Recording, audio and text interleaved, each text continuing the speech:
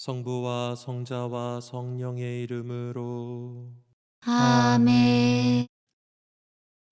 오소서 성령님, 지극히 사랑하시는 당신 정례 마리아의 뒤없으신 성심에 힘있는 전구를 들으시옵소서. 거룩하시고 사랑하올 어머니, 태양을 입은 여인으로 파티마에 발현하신 뒤 온 세상 곳곳에 오시어 더 이상 죄를 지어서는 안 된다고 호소하시는 어머니의 목소리에 귀 기울이며 기도와 희생, 봉헌의 삶을 실천하고자 모였나이다. 무엇보다도 먼저 우리 자신의 회개를 요청하신 어머니의 뒤없으신 성심 안에 저 자신을 봉헌하오니 어머니의 뒤없으신 성심을 피난처로 찾는 저희들의 기도와 희생을 통해 셀이 더욱 퍼져나가고 하느님을 거스르는 온갖 죄악들이 사라져 결국 내 뒤없는 성심은 승리할 것이다 라고 파티마에서 말씀하신 어머니의 약속의 실현을 볼 수 있게 해 주소서. 저의 하느님, 당신을 믿고 찬미하며 의지하고 사랑하나이다. 당신을 믿지 않고 찬미하지 않으며 의지하지 않고 사랑하지 않는 자들을 위해 기도하오니 용서해 주소서. 오 지극히 거룩하신 성삼, 성부, 성자, 성령님, 마음 깊이 당신을 찬미하나이다. 세상 모든 감실 안에 계신 예수 그리스도의 지극히 보배로운 몸과 피와 영혼과 신성을 당신께 바치오니 예수님의 마음을 상해드린 불법과 모독과 무관심을 기워갚기 위함이나이다.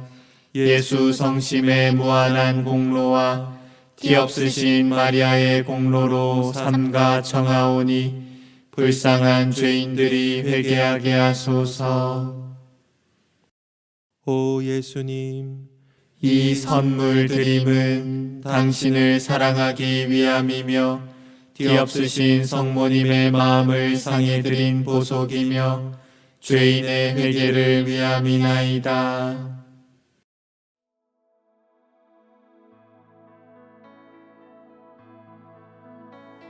파티마 성모 발현 105주년을 맞아 한반도 평화 통일을 위한 행사를 준비하면서 기도드리는 9일 동안 역사 안에서 인류를 위해 활동하신 성모님의 발현과 메시지, 그리고 파티마의 새아이들에게 성모님의 발현을 준비시켜준 천사의 발현과 메시지를 묵상합니다. 오늘은 그 세 번째 묵상으로 1830년 프랑스 파리 리드박의 발현입니다. 1830년 7월 18일 밤, 프랑스 파리 리드박 성 빈첸시오 바오로 자비수녀회 내 소성당에서 성모님께서는 카타리나 라브레 수녀에게 발현하셨습니다. 밤 11시 반 무렵, 카타리나는 어린아이의 목소리에 잠이 깨었습니다. 잠에서 깬 카타리나에게 어린아이는 성모님께서 기다리시니 성당으로 가보라고 말했고, 이에 카타리나는 성당으로 향했습니다. 열쇠로 잠겨있을 성당의 문은 가볍게 손을 댄 것만으로 열렸고 안은 환하게 빛나고 있었습니다. 잠시 시간이 흐르자 카타리나는 옷깃이 스치는 소리를 듣게 되었고 제단의 계단을 내려오시는 성모님을 발견하게 됩니다. 이윽고 성모님께서는 의자에 앉으셨고 그분의 손에는 반지의 보석이 빛을 발하고 있었습니다. 하얀 옷의 어린아이는 카타리나의 수호천사였으며 수호천사는 카타리나에게 이분이 성모님이시라는 것을 한 번 더 확인해 주었습니다. 성모님께서는 카타리나에게 프랑스에 닥쳐올 위험과 그로 인해 또다시 십자가와 신앙이 모독당하고 파리 대주교가 고통을 당할 것을 알려주셨습니다. 불행이 프랑스를 덮칠 것이고 왕좌가 뒤집힐 것이며 전 세계가 온갖 종류의 불행에 의해 뒤집혀질 것이다. 그러나 이 제대로 걸어 나와 믿음과 열정을 갖고 강구하는 모든 사람들에게 은총이 널리 내려질 것이다. 그것은 40년 후인 1870년 프랑스에서 일어난 정치적, 사회적 혼란을 성모님께서 예언하신 것입니다. 그리고 성모님은 고요히 사라지셨습니다. 이날 밤 알려주신 성모님의 예언 중 그 일부가 일주일 뒤에 실현되게 됩니다. 1830년 7월 27일, 흔히 말하는 7월 혁명이 발발하여 파리의 도로에는 바리케이트가 쳐지고 총성이 마구 울려댔습니다. 사망자들은 방치되고 죽음의 숨결이 한여름의 뜨거운 파리의 공기 속에서 사람들을 분노케 했습니다. 부르봉 왕조의 샤를 10세는 왕위에서 추방되어 영국으로 도피했으며 많은 주교들과 사제들, 수도자들이 투옥되고 살해되기도 했습니다. 교회의 신성함은 모독당하고 성상들은 끌려당겨 넘어뜨려졌으며 십자가는 짓밟혀졌습니다. 카타리나 라브레는 자신의 고해 신부인 알라딜 신부에게 성모님의 발현과 성모님의 메시지를 상세하게 설명드렸습니다. 그것은 믿기 힘든 내용이었으나 카타리나가 언급한 내용이 실제로 발생하였고 알라딜 신부는 이 젊은 수련자가 실제로 성모님의 선견자인지 아닌지를 분별해야만 했습니다. 첫 번째 발현이 있은 지 4개월 후였던 1830년 11월 27일 토요일 저녁 5시 30분 무렵 새하얀 옷을 입은 성모님께서 다시 발현하셨습니다. 성모님께서는 작은 금빛 십자가가 꼭대기에 달린 금빛 지구를 손 위에 들고 양쪽 손가락에는 3개의 반지가 끼워져 있었으며 그 반지에서 눈부신 빛들이 반짝이고 있었습니다. 또 하얀 지구 위에 서서 발밑에 금빛의 반점이 있는 초록빛 뱀을 밟고 계셨습니다. 성모님의 혀는 움직이지 않았지만 카타리나는 하나의 목소리를 듣게 됩니다. 내가 보고 있는 이 둥근 지구는 전 세계, 특히 프랑스를 그리고 또 한 명의 사람을 나타내고 있단다. 이 빛들은 구원을 요청하고 있는 사람들에게 내가 쏟아 부어주는 은총을 상징한단다. 빛을 발하고 있지 않는 보석은 많은 영혼들이 간청하지 않아 누리지 못하는 은총이란다. 성모님의 손에 있던 금빛 지구가 사라지고 양손에서는 어머니의 배려하는 마음 같은 모습이 넓게 펼쳐졌습니다. 성모님께서 손가락에 끼우고 있었던 반지의 보석에서 발 아래 있었던 지구 위로 빗줄기가 흘러나왔는데 아르의 형태를 한 둥근 테두리가 성모님 주위를 둘러싸며 안쪽으로 원죄 없이 잉태되신 성모 마리아님, 당신께 도움을 청하는 저희를 위하여 빌어주소서라는 금빛 글자가 나타났습니다. 이 모형으로 메달을 만들거라. 그 메달을 몸에 거는 사람들 모두에게 은총이 내려질 것이다. 메달은 목에 걸면 된다. 신뢰를 갖고 메달을 거는 사람에게는 많은 은총이 내려질 것이다. 성모님의 목소리가 사라지고 나서 그 그림이 뒤집혀 뒤쪽이 나타나 커다란 M자 글자 위에 엽종 막대기가 있었고 그 위에 십자가가 세워진 모습이 나타났습니다. M 글자 아래에는 예수 성심과 성모 성심을 상징하는 두 개의 심장이 나타났는데 예수 성심은 가시관이 둘러쳐져 있었고 성모 성심은 칼로 꿰찔려져 있었으며 12개의 별이 전체를 둘러싸고 있었습니다. 1836년 드디어 알라델 신부의 도움과 카타리나의 인내심이 결실을 맺게 됩니다. 파리의 대주교가 임명한 특별위원회의 조사를 거쳐 루이드박에서의 성모님 발현은 공식적으로 인정되었고 이 결과 기적의 메달은 급속도로 전 세계에 퍼져나가게 됩니다. 이 메달이 이룬 기적적인 움직임에 대해 알라델 신부가 언급한 내용에 의하면 이 메달로 인해서 모든 환자들이 치유되고 다양한 사람들의 회개, 전쟁, 사고 등에서의 보호가 일어났습니다.